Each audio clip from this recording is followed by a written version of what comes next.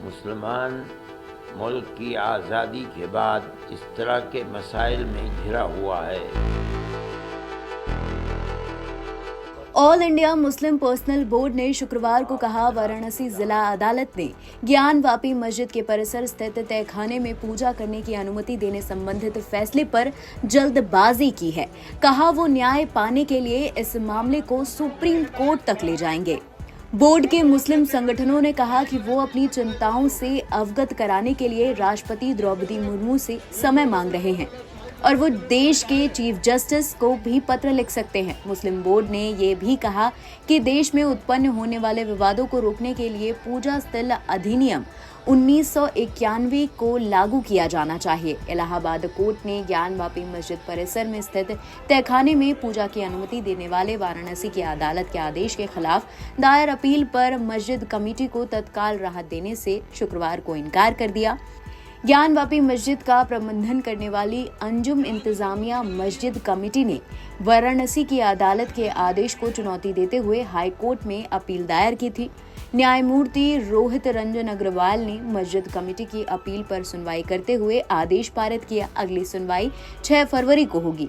हालांकि अदालत ने तहखाने में पूजा अर्चना पर रोक लगाने का कोई आदेश पारित नहीं किया है। All India Muslim personal board के अध्यक्ष ने कहा कि मस्जिद में पूजा की अनुमति देने से न केवल मुसलमानों को बल्कि धर्मनिरपेक्षता में विश्वास रखने वाले अन्य धर्मों के लोगों को भी दुख हुआ है। उन्होंने कहा कि धारणा गलत है कि मस्जिद बनवाने के लिए मंदिर को तोड़ा गया था। इस्लाम मस्जिद बनाने के लिए किसी की जमीन छीनने की इजाजत नहीं देता है। रहमानी ने यह भी कहा कि अदालत ने इस पर जल्दबाजी में फैसला सुनाया और दूसरे पक्ष को विस्तार से अपनी दलील रखने का मौका नहीं दिया गया।